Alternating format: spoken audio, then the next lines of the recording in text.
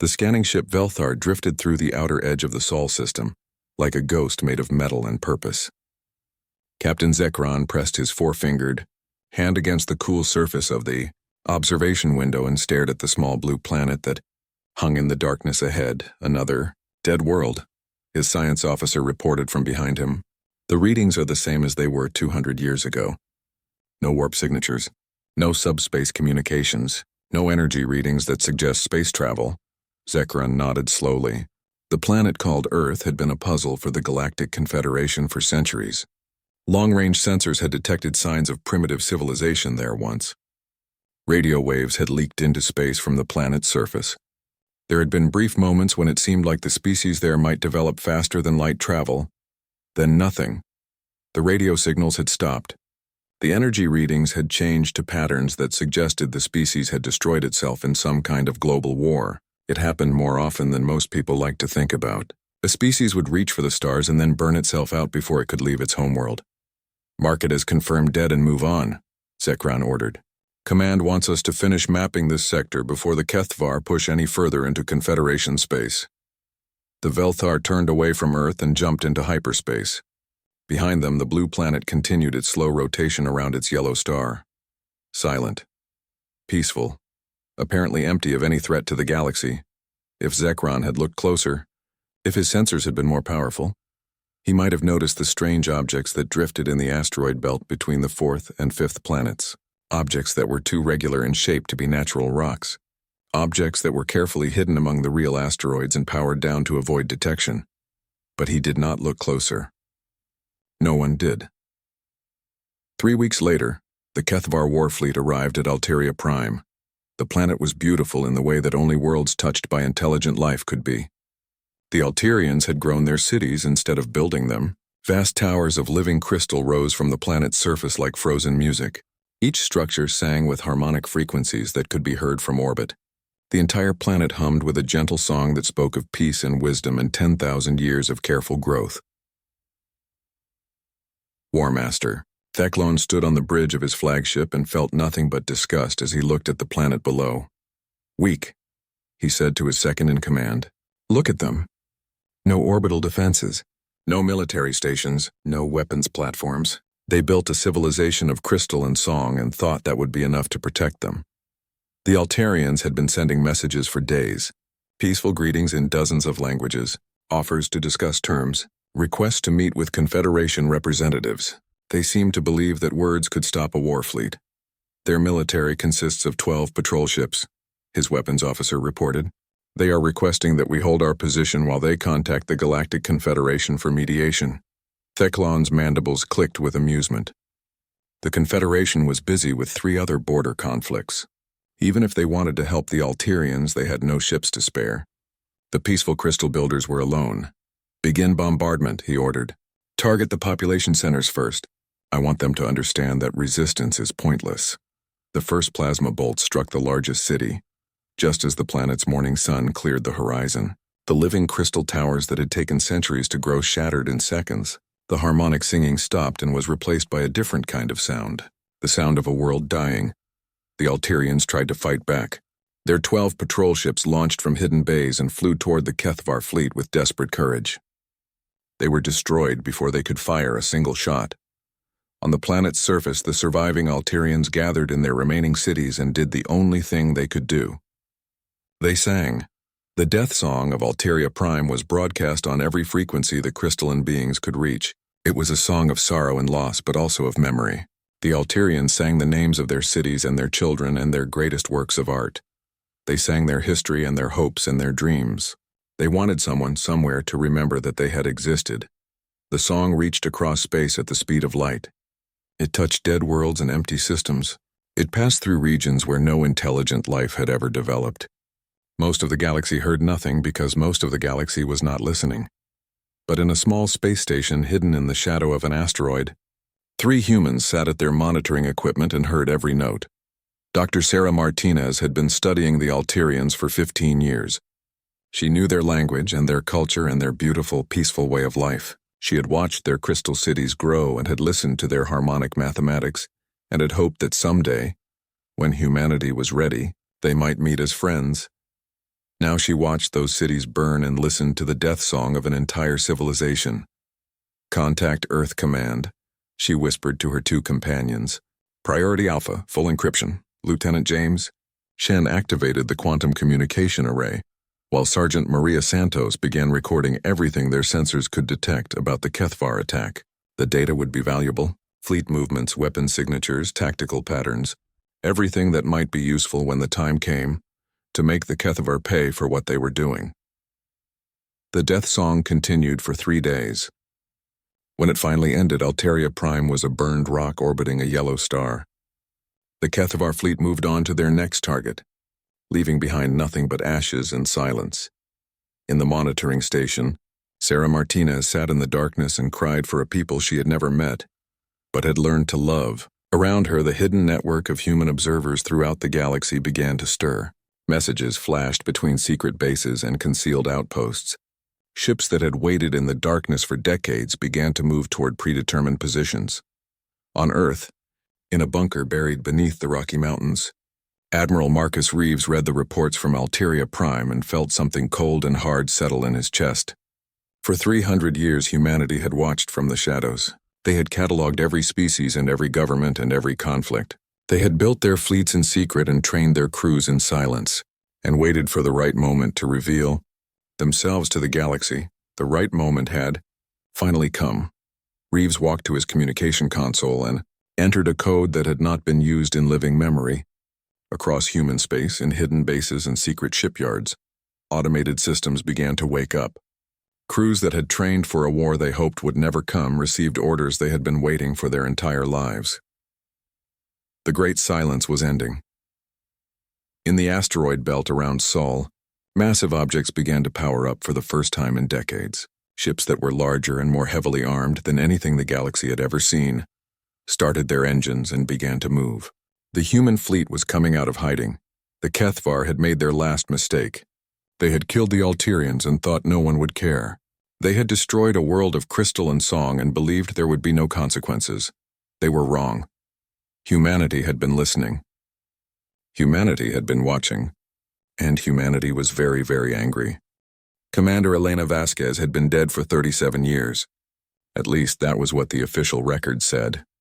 According to Earth's databases, she had died in a training accident during humanity's early attempts at faster-than-light travel.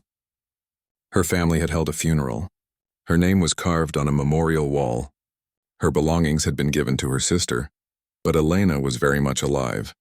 She stood on the bridge of the observation post Hidden Eye and watched the Kethvar fleet pull away from the burning remains of Alteria Prime. Her hands were steady as she operated the recording equipment, but inside her heart was breaking. The observation post was built inside a dead asteroid in the outer edge of the Alterian system. From the outside, it looked like any other piece of space rock. Its systems were powered down to almost nothing. Its hull was covered with materials that absorbed sensor sweeps. To anyone who might be looking, it was invisible. Elena had been stationed here for 8 years. She had watched the Alterians build their newest city. She had listened to their mathematical songs and had learned to appreciate their art. She had fallen in love with a culture that valued beauty and harmony above all else. Now that culture was gone. Status. "Report," came a voice through her secure communication system. It was Admiral Reeves speaking from his command center on Earth. "The Kethvar bombardment is complete," Elena reported, keeping her voice steady and professional. "Estimated casualties are 100%. All major population centers have been destroyed. The Kethvar fleet is moving to their next target." "And their fleet composition?" Elena read the data from her screens. 47 ships total. 12 heavy cruisers, 28 destroyers, 6 command vessels, and 1 dreadnought. Standard Kethvar attack formation. They used plasma bombardment exclusively. No ground invasion. They wanted to kill, not conquer. Understood. Maintain observation and continue recording. "Your mission parameters have not changed," Elena wanted to scream. She wanted to demand that humanity finally do something instead of just watching and recording while innocent people died. But she knew the rules. The Great Silence was humanity's greatest defense. As long as the galaxy thought Earth was dead, humanity was safe. But how many more worlds would burn while they stayed hidden? The conversation with Admiral Reeves ended, and Elena was alone again with her grief and her duty. She had joined the Deep Observation Corps because she believed in humanity's mission. Someone had to watch the galaxy and learn its secrets. Someone had to prepare for the day when humanity would finally reveal itself. She just had not expected it to hurt so much. Across the galaxy, in dozens of hidden outposts, other human observers were having similar conversations. Lieutenant David Park watched from a concealed base as the Kethvar enslaved another peaceful world. Captain Lisa Thompson recorded data as an entire species was loaded onto prison ships and taken away to work in Kethvar mines. Sergeant Mike Rodriguez counted the dead as another civilization was wiped out for the crime of being weak. They all sent their reports back to Earth. They all followed their orders to remain hidden. They all felt the same mixture of rage and helplessness as they watched the galaxy's predators destroy everything beautiful and innocent they could find. But humanity was not helpless. It only appeared that way. 300 years earlier, when humanity had first achieved faster-than-light travel, the discovery had been met with excitement and wonder. Humanity was finally reaching for the stars. They were about to join the galactic community and take their place. Among the civilized species of the universe, the first human scouts had expected to find a galaxy of peaceful exploration and scientific advancement. They had imagined making friends with alien species and sharing knowledge and culture. They had dreamed of a bright future among the stars. Instead, they had found a galaxy at war. The Kethvar Empire had been expanding for over 1,000 years. They conquered worlds, enslaved populations, and stripped planets of resources before moving on to their next target. They were efficient and ruthless and completely without mercy. The Galactic Confederation opposed them, but their opposition was weak and divided. The Confederation was a democratic alliance of hundreds of species, and getting them to agree on anything took years of debate and compromise. By the time they decided to act, the Kethvar had already moved on to new targets. The first human diplomatic mission to the Confederation had been a disaster. The human ambassador had requested military aid to defend Earth from potential Kethvar expansion. The Confederation had politely explained that Earth was too far from their core territory to defend and too small to matter in the greater war. Humanity was on its own. That was when someone in Earth's government had made a decision that changed everything. If humanity could not rely on others for protection, they would have to protect themselves.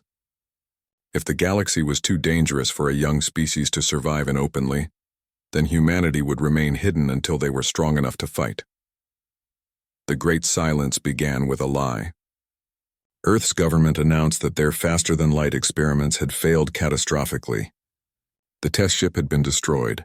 All research into FTL travel was being abandoned. Humanity would remain on Earth and focus on solving their own problems. But the experiments had not failed. The test ship had not been destroyed. Humanity had not given up on space travel. They had simply decided to be very, very quiet about it. For 3 centuries, humanity had built their secret empire in the darkness between the stars. They had established mining operations on dead worlds and asteroid belts. They had built shipyards in the empty spaces where no one ever looked. They had trained crews and developed weapons and prepared for a war they hoped would never come. The galaxy thought Earth was a dead world, populated by a species that had destroyed itself. They were wrong on both counts. Elena Vasquez was proof of that. So were the thousands of other human observers scattered throughout the galaxy. So were the massive shipyards hidden in the Kuiper Belt and the military, bases built inside hollow asteroids and the fleets of warships that waited in the darkness for orders that might never come. Humanity had spent 300 years learning the galaxy's secrets. They knew the location of every Kethvar base and the composition of every fleet. They knew which Confederation worlds were well defended and which were vulnerable. They knew the trade routes and the communication networks and the political alliances that held the galaxy together. Most importantly, they knew that they were ready. Elena received another communication from Earth Command. This one was different. Instead of Admiral Reeves's voice, she heard a simple automated message that made her heart race. Condition Alpha. All observation posts prepare for phase transition. The Great Silence is ending. Elena stared at her communication console in shock. After 37 years of being dead, after 8 years of watching and recording and staying hidden, she was finally going to see humanity reveal itself to the galaxy. Around the observation post, automated systems began to activate, powerful transmitters that had been silent for decades. started broadcasting coded signals. Emergency supply caches opened and began dispensing equipment that would turn the tiny observation post into a forward military base. Throughout the galaxy, other observation posts were receiving the same message. The hidden network that humanity had spent centuries building was finally going to be used for its intended purpose, and the HFY had made their last mistake when they destroyed Alteria Prime. They had killed the wrong people at the wrong time, and now they were going to learn why humanity had stayed hidden for so long. Elena looked out at the burned remains of the world she had learned to love and made a promise to the dead. The Alterians would be remembered. Their destroyers would be punished, and their death song would be answered with something the galaxy had never heard before: the war cry of humanity.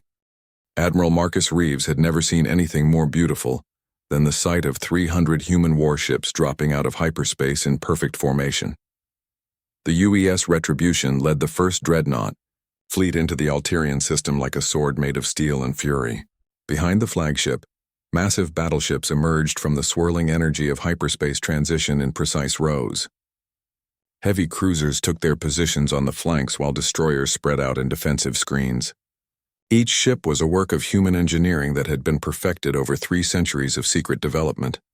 "Fleet formation complete," reported Captain Torres from her position at the tactical station. "All ships report ready for combat operations." Admiral Reeves stood on the command bridge of his flagship and studied the displays that showed the HFY fleet. They were still in orbit around the burned remains of Alteria Prime, probably cataloging the resources they could strip from the dead world before moving on to their next target. The HFY had no idea what was coming for them. "Admiral," came a voice from the communication station. "We are receiving a transmission from the HFY flagship. They are requesting identification and demanding that we state our intentions." Reeves almost smiled. After 300 years of hiding, humanity was about to announce itself to the galaxy in the most dramatic way possible. "Open a channel," he ordered. "All frequencies. I want everyone in this system to hear what I have to say." The communication officer worked at his controls for a moment, then nodded. "Channel open, sir. You are broadcasting to the entire system." Reeves took a deep breath and spoke the words he had been practicing for decades. "This is Admiral Marcus Reeves of the human dreadnought fleet. To the HFY forces in this system, you have committed an act of genocide against the Alterian people. You have destroyed a peaceful civilization that offered no threat to anyone. In the name of humanity and in memory of the dead, I offer you one chance to surrender. Power down your weapons and prepare to be boarded. You have 60 seconds to comply." On the HFY flagship, War Master Theclon stared at his communication equipment in confusion and growing anger. Humans? He had never heard of such a species. His tactical computers showed no match for the design of the unknown ships. Their energy signatures were unlike anything in the HFY database. "Where did they come from?" he demanded of his science officer. "Unknown, sir. They appeared without warning. Their hyperspace distortions were massive, suggesting very large ships. But their stealth technology must be extremely advanced for us to have missed them completely." Theclon studied the tactical display. The unknown fleet was spread out in what looked like a standard battle formation. 300 ships was a significant force. But the HFY fleet had 200 vessels of its own, including some of the most powerful warships in the galaxy. More importantly, Theclon had never lost a battle. The HFY Empire had been expanding for 1,000 years because their military was the most advanced and ruthless in the galaxy. No species had ever been able to stand against them for long. These humans were about to learn why. "Tactical analysis," he ordered. "Their ships are large, but their design is unknown. No energy shields detected. Their armor appears to be some kind of layered metal alloy rather than energy-based protection. Primitive, but possibly effective against plasma weapons." Theclon's mandibles clicked with amusement. "No energy shields? What kind of backward species built warships without energy shields?" This was going to be easier than he had expected. "All ships," he broadcast to his fleet. "Battle positions. Target the unknown vessels and prepare to demonstrate the power of the HFY Empire." The 60 seconds Admiral Reeves had given them expired. "HFY fleet is moving to attack positions," reported Captain Torres. "They are not responding to our surrender demand." "I did not expect them to," Reeves replied calmly. "Signal the fleet. Execute Battle Plan Alpha. Show them what 300 years of preparation looks like. The human fleet moved with mechanical precision. The dreadnoughts formed a battle line while the cruisers and destroyers spread out to envelope the Kethvar formation. It was a classic tactical maneuver that had been practiced thousands of times in simulations and war games. But the Kethvar had never seen it before. The first exchange of fire lit up the space between the two fleets like a miniature star. Kethvar plasma bolts lanced out toward the human ships, massive bursts of superheated energy that could melt through the hull of any known warship. The human ships did not even slow down. Ablative, armor holding, reported the Retributions. Damage control officer. Hull integrity at 98%. Armor is absorbing and dispersing the plasma impacts exactly as designed. Admiral Reeves nodded. Humanity had spent decades studying Kethvar weapons technology through their hidden observers. They knew exactly how the plasma cannons worked and had designed their armor specifically to counter them. Return fire, he ordered. Target their command ships first. The human response was devastating in its simplicity. Instead of energy weapons, the human ships used magnetic acceleration cannons that fired solid projectiles at tremendous speed. The tungsten penetrator rounds were designed to punch through energy shields and tear apart the hulls of enemy ships. The Kethvar had never encountered kinetic weapons on such a scale. The first salvo from the human dreadnoughts struck the Kethvar flagship like the fist of an angry god. The massive tungsten rounds penetrated the ship's energy shields as if they were not there, and tore through its hull in explosions of metal and atmosphere. War Master. Teclon felt his ship shudder around him as the human weapons found their mark. Warning lights flashed on every console as his crew reported damage throughout the vessel. Shields are ineffective against their weapons, his tactical officer reported in shock. The projectiles are penetrating our defenses completely. Impossible, Teclon snarled. No primitive species could develop weapons that advanced, but the evidence was right in front of him. 3 of his heavy cruisers had already been destroyed by the human kinetic weapons. His own flagship was heavily damaged and losing power, and the human ships continued to advance without taking any significant damage from his fleet's return fire.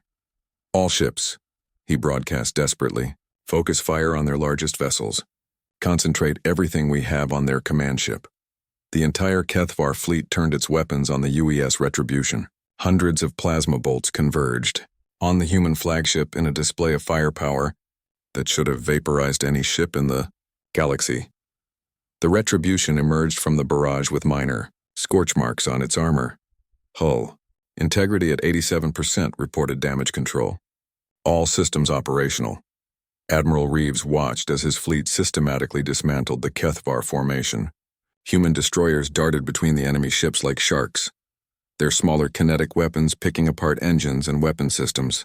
The cruisers provided covering fire, while the dreadnoughts continued their methodical destruction of the largest Kethvar vessels. It was not a battle. It was a demonstration. Admiral, called the communications officer, we are receiving surrender requests from multiple Kethvar ships.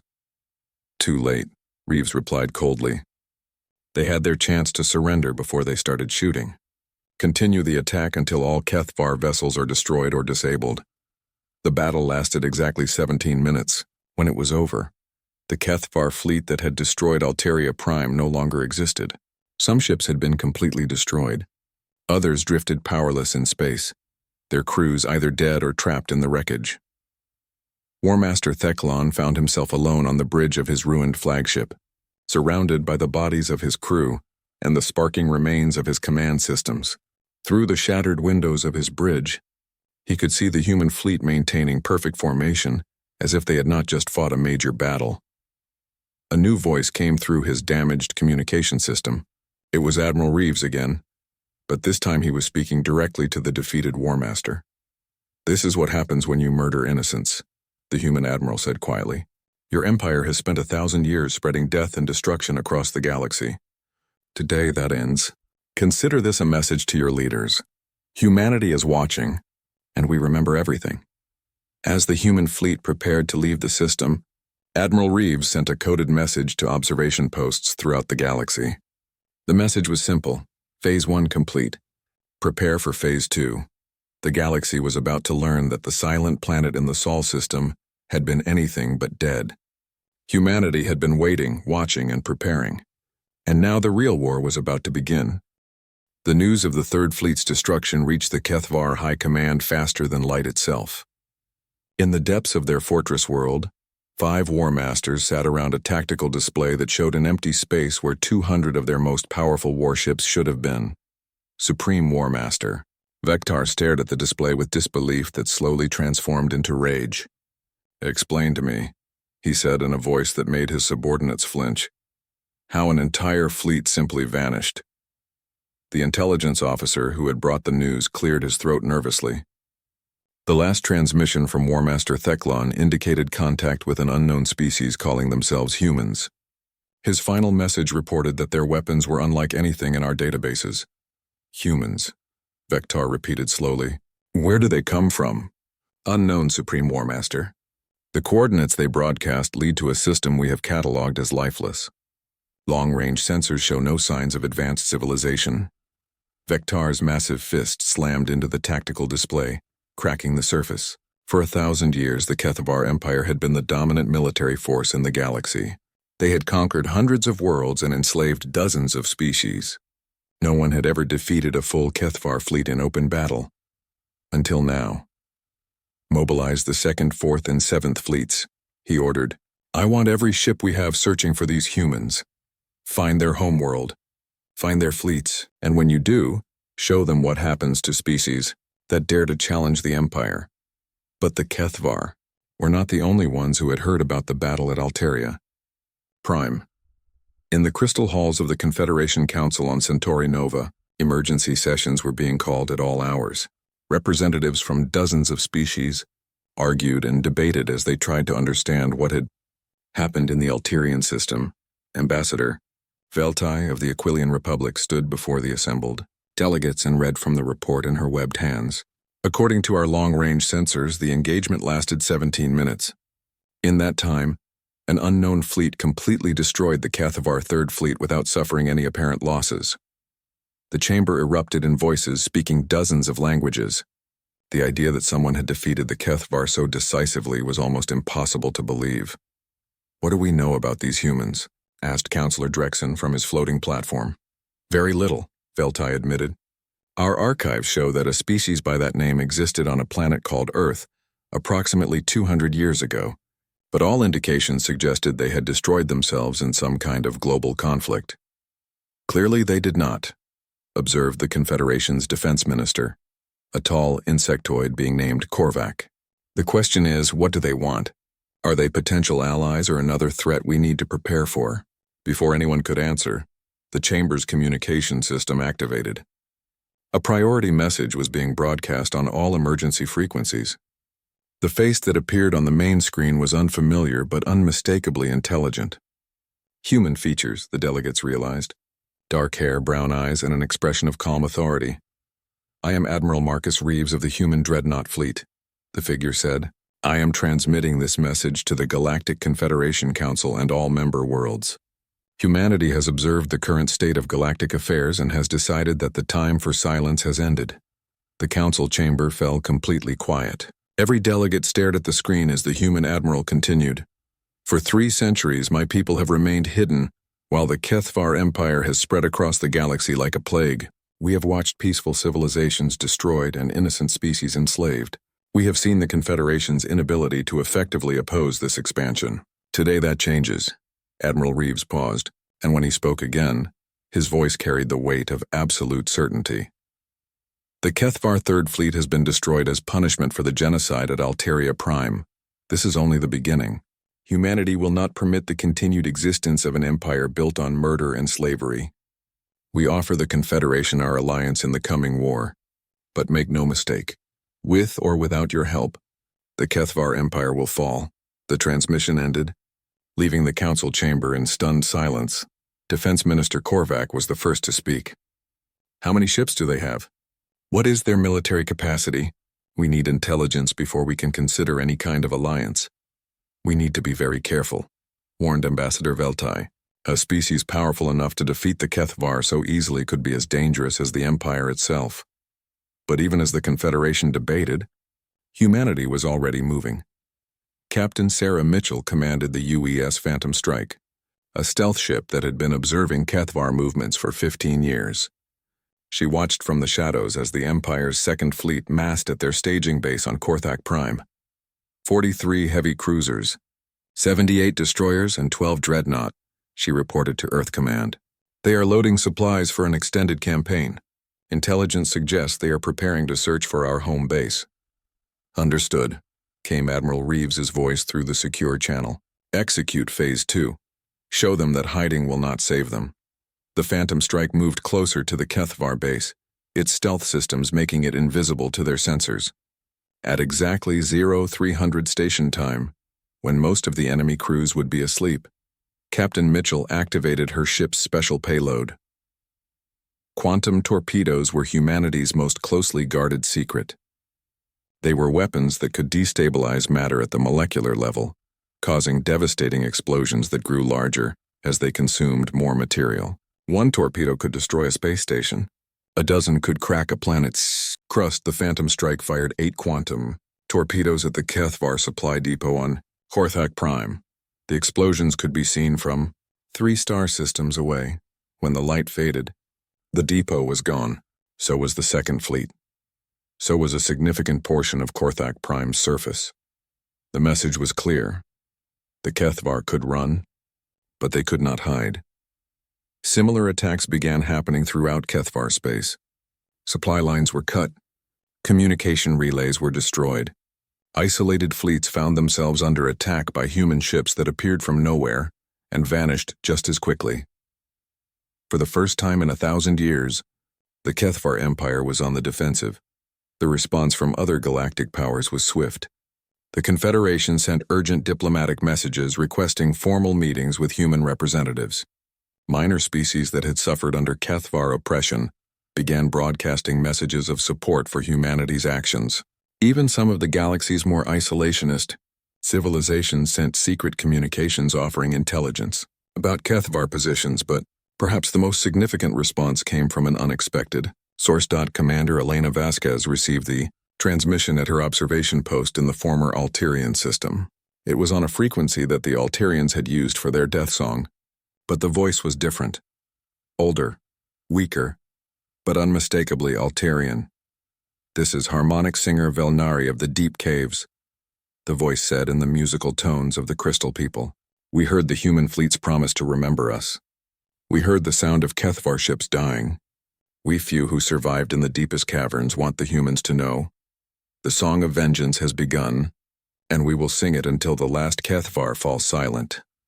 Elena wiped tears from her eyes as she forwarded the message to Earth Command. The Alterians were not completely extinct. Some had survived in deep underground caverns where the Kethvar bombardment could not reach them. There were witnesses to their people's genocide, and they were calling for justice.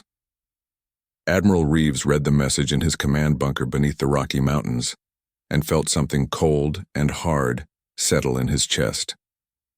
The Kethvar had not just committed genocide. They had failed to complete it. There were survivors who could testify to their crimes. "Signal all fleets," he ordered. "Phase 3 is authorized. It is time to end this war."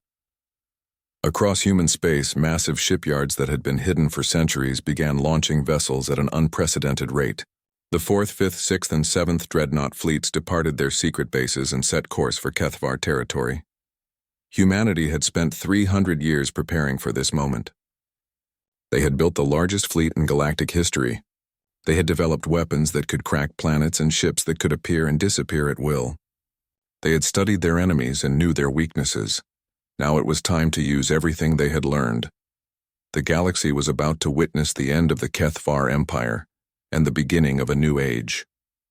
An age where the silent watchers from Earth would ensure that genocide and slavery became things of the past. The real war was just beginning.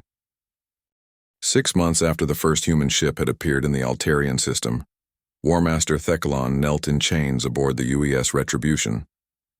He was the last surviving member of the Kethvar High Command. Pulled from the wreckage of his homeworld after humanity's final assault had shattered his empire's last defenses. Admiral Marcus Reeves stood before the defeated alien and felt no satisfaction in his victory. Too many worlds had burned before humanity had been able to stop the Kethvar expansion. Too many innocent people had died while Earth watched from the shadows. Your empire is finished, Reeves said quietly. Your fleets are destroyed. Your worlds are occupied. Your people are learning what it means to live under the rule of those they once conquered. Theclon raised his head and stared at the human admiral with hatred that burned like a dying star. You think you have won, he snarled. But you are just another species reaching for power. In time you will become what we were. The galaxy will fear you as they feared us. No, Reeves replied with absolute certainty. That is where you are wrong. We did not fight this war to build an empire. We fought it to end yours. The destruction of the Kethvar Empire had taken less than 6 months, but the planning had taken 3 centuries. Humanity had not simply attacked with superior force. They had systematically dismantled every aspect of Kethvar civilization. The Second Fleet had been destroyed at Korthak Prime, along with their primary supply depot. The Fourth and Seventh Fleets had fallen to coordinated attacks by human forces that struck from multiple directions simultaneously. The Fifth Fleet had surrendered after watching the others be annihilated. But the military defeat was only the beginning. Human intelligence operatives, who had been placed throughout Kethvar space over the course of decades, had simultaneously triggered uprisings on every slave world. The species that the Kethvar had conquered and oppressed for centuries rose up in rebellion, armed with weapons that mysterious human traitors had been secretly distributing for years. The Kethvar homeworld of Vectara had fallen not to human bombs, but to its own slaves. The proud warriors who had terrorized the galaxy for a millennium had been defeated by the very people they had considered inferior. The difference between humans and Kethvar, Admiral Reeves continued, is that we remember what it means to be conquered. Earth was once divided into hundreds of nations that fought each other constantly. We learned that strength without justice leads only to more suffering. He gestured toward the viewing window where the rebuilt cities of Alteria Prime gleamed in the light of their yellow sun. The surviving Alterians had emerged from their deep caves to find human construction crews working to restore their world. The crystal cities were growing again, their harmonic songs once more echoing across the planet's surface. We did not come to rule, Reeves said. We came to liberate. The aftermath of the Kethvar War had sent shockwaves throughout the galaxy. The Galactic Confederation had requested an immediate emergency summit, offering humanity full membership and a permanent seat on the Security Council. Other major powers had sent diplomatic missions to Earth, eager to establish relations with the mysterious species that had appeared from nowhere to reshape the balance of galactic power. But humanity's response had surprised everyone. Ambassador Sarah Chen stood before the full assembly of the Galactic Confederation and delivered humanity's terms for joining the galactic community. Her words were broadcast to every inhabited world and would be remembered for generations. Humanity accepts membership in the Galactic Confederation, she announced, but our participation comes with conditions that are not negotiable. The assembled delegates leaned forward in their seats, wondering what demands the powerful humans would make. First, the complete dismantlement of all slave-based economies. Any species that practices slavery in any form will be subject to immediate intervention. Murmurs of surprise rippled through the chamber. Several species had economies that depended on indentured servitude or other forms of forced labor. Second, the establishment of a galactic defense force with the authority to intervene in cases of genocide or crimes against sentient beings. This force will be jointly commanded by representatives from multiple species. But humanity reserves the right to act independently if the Council proves unable to respond to threats. The implications were clear. Humanity would not allow another situation like the Kethvar expansion to develop. Third, open access to defensive technologies for all peaceful species. No civilization should be defenseless against predators. Ambassador Chen paused and looked around the chamber, meeting the eyes of delegates from dozens of worlds. For 3 centuries, humanity watched this galaxy tear itself apart while we remained hidden in the darkness. We saw peaceful species destroyed and beautiful civilizations reduced to ashes. We will not permit that to continue. Her voice carried the authority of a species that had just demonstrated its power to reshape the galaxy. Humanity offers friendship to those who seek peace and protection to those who cannot protect themselves. But we also offer a warning to any who would follow the Kethvar path. We are always watching and we remember everything. The response from the galactic community was overwhelmingly positive. Species that had lived in fear of Kethvar expansion celebrated the end of the 1,000-year threat. The former slave world sent grateful messages to Earth. Even some of the more militant species expressed grudging respect for humanity's swift and decisive action. But the real test of humanity's intentions came in the months that followed. On the former Kethvar, homeworld of Vectara, human administrators worked alongside representatives from the species that had overthrown their oppressors. Instead of imposing human rule, they helped establish a new government that represented all the world's inhabitants. The massive Kethvar fleet yards were converted into shipbuilding facilities that produced defensive vessels for worlds that had never been able to protect themselves. The prison camps where slaves had been worked to death became rehabilitation centers where former Kethvar soldiers learned to live without violence. Most surprisingly, the Kethvar people themselves were not punished for their empire's crimes. Individual war criminals like Theclon faced justice, but the ordinary citizens were offered the chance to build a new society based on cooperation rather than conquest. Revenge would make us no better than them, Admiral Reeves explained to the human officers who questioned this policy. Our goal is not to destroy the Kethvar people, but to ensure that their empire of terror never rises again. The transformation was not easy or quick.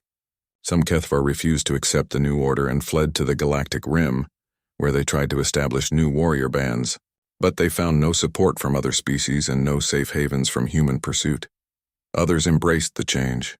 Young Kethvar, who had grown up during the final years of the war, began working with their former enemies to build something better.